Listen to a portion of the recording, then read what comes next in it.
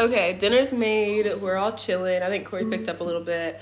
But anyway, so let me go ahead and explain how this travel process went with the kids all the way from Indiana to Albania. Okay, so the day before we left, Corey weighed the bags. He took him up to the airport to weigh the bags because I don't know if you know, but bags are $75. Like each checked bag is $75 until you go over 50 pounds, and then it's $100 plus $75. So $175 to bring your clothes and stuff like that. So we were like, okay, we're just gonna stay under 50 pounds and we'll bring 2 bags. So that way we don't have to, like, pay another flight for our bags, whatever. So basically, he did that. It was this guy up there. He was like, yeah, just weigh your bags, whatever. It was like a little under, like it was like what, 48 pounds or something like that. One of them was, and one of the other one was about 50 pounds. So he brought the bags home. We added a couple more things that we forgot to put in the bag. And yeah, it was that. So we wake up the next morning. We woke up early, said bye, got in the car, we went. And then we bring the bags in, and Corey put the bags on the scale. We walked up to the counter. The girl was like, okay, you're going international, cool, you're going to Europe. And she was talking about her sister traveling and loving Europe or whatever. And I was like, cool. And they were just really freaking nice to us. They were so nice. It was crazy. And so we weighed the bags. One of the bags actually went over 51. It was like 51 pounds. The guy was like, you know what? You're fine. You're cool. Keep in mind, it was the same guy that was there the night before who was kind of being like nonchalant to Corey. We think it's because he was like, oh, he's with a sister. Because he was a black dude. He was like mad cool. He was like real chill. Once he seen me and the kids with Corey, he was like, oh, no, you're good. You don't have to pay for it. Like, you're fine. No problem. We were like, okay, cool. But here's the kicker. Here's the part that made my heart go pitter patter. Because they weighed the bags. They put them on the belt. They weighed the other one and put it on the belt. We get the receipt. He was like, oh, the lady was like, here's your receipt for the bag. We said, the bag? The one bag? And yeah, so basically, and she didn't say nothing. We didn't say nothing. It was like, okay, whatever. And then I was like, they only charged us for one checked bag. They only charged us for one checked bag. It was so cool. I thought that was just the kindest thing because we were super stressed out about like the luggage and that stuff. And then we get to TSA, right? And I'm already like, fuck, we got 3 kids. This is about to be a fucking process. The lady's seen our bottles, the kids' sippy cups, because like, I love these. They all have these. And they all have different kind of animals. It's so cute. So I wanted to bring them. But they had liquid in it. I was like, yeah, my kids are thirsty, whatever. The lady goes, for the baby, it's fine. But for the big kids, we usually, like, we empty the bottles. But I see your hands are full right now with all your kids. You're fine. You can just go ahead. I said, what? Just go ahead. What are you talking about? TSA is always a pain in the ass. So I thought that was really cool. Anyway, we're flying. It's cool. It's mad cool. Everyone's like looking at the kiddos. They're like, oh, you have a beautiful family. And I was like, oh, well, that's nice. Thank you. But anyway, so we were flying. It was cool. Up until like the second to last flight. Like the second flight, baby was a little bit fussy. So he slept, whatever. The last flight, oh my freaking god. I literally was like, no, I cannot do this. I cannot do this. We were miserable. We were exhausted. Keep in mind, we woke up at like I think it was like 6 or 7 a.m. that morning, whatever. And then we get to Philadelphia Airport.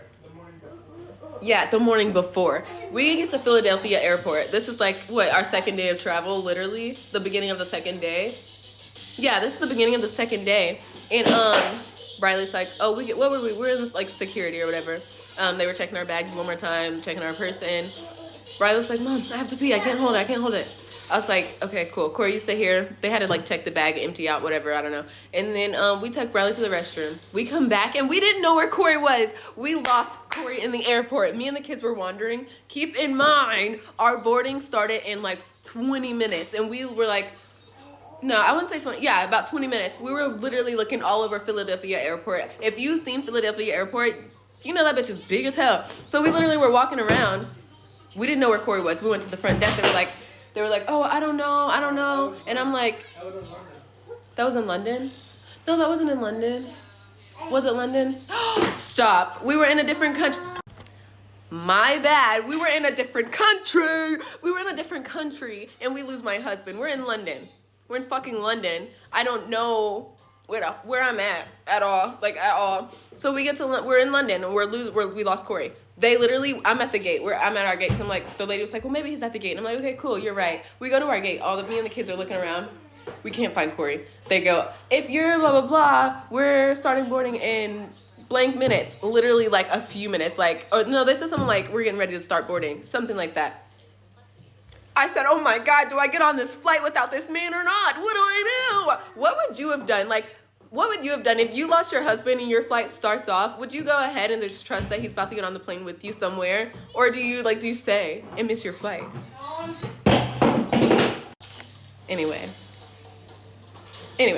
Corey ended up waving us down. We're like about to board. Well, we weren't gonna board. I wasn't gonna board. I don't know. Maybe, I don't know. But Corey was like, I was like, oh my God, there he is, whatever. And so we all meet up. We load up on the plane. That was it was exhausting. I hated that flight so much. It was horrible. Oh yeah, I forgot to tell you, our phones were dead. Huh? What guy? And we had to meet the guy for the Airbnb at a certain time. Our phones were dead.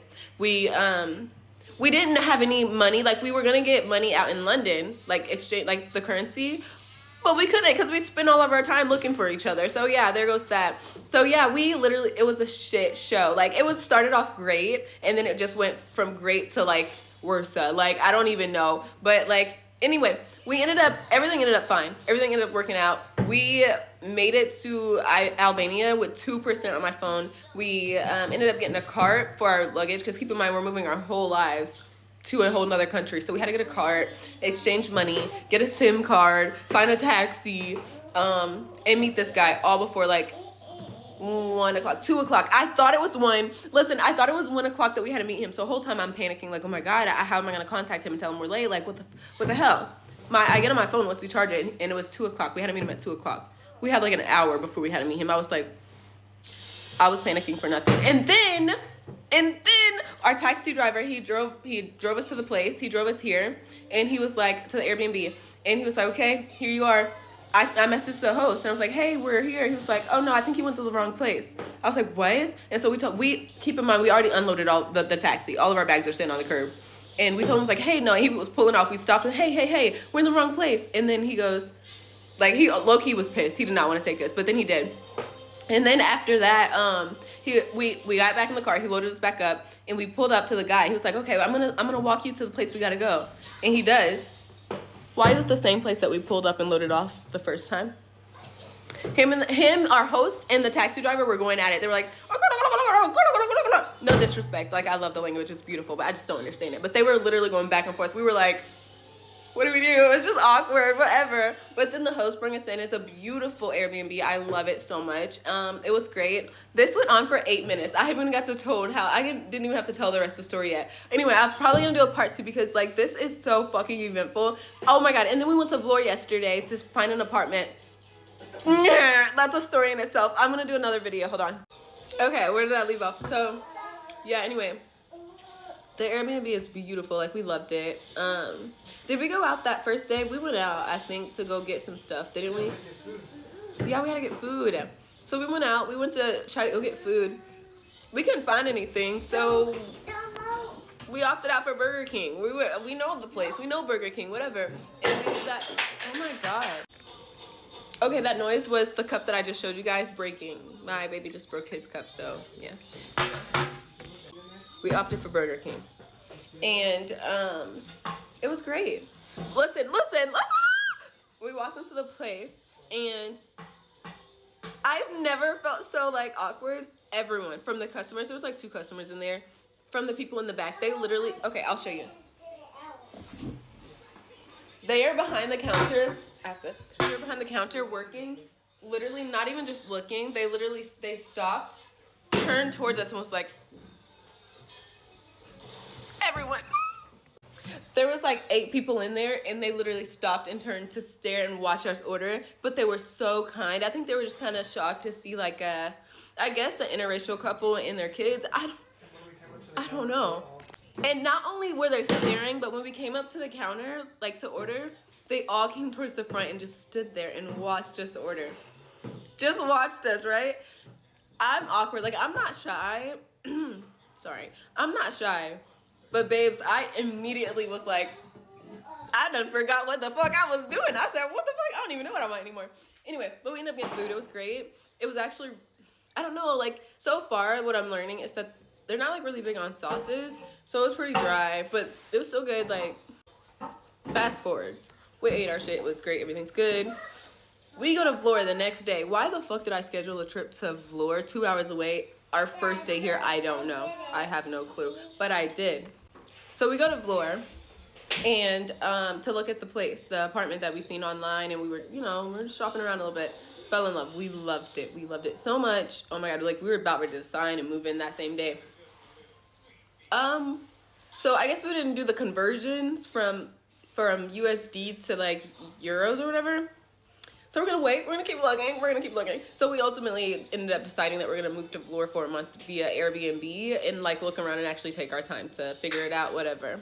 But the fucking crazy part is, listen, we were like, well, we're in Vlora anyway. Like it's only like what, like 12, it's like 12ish, 1 o'clock-ish. Like, let's actually look around, let's find some agencies and stuff, like whatever.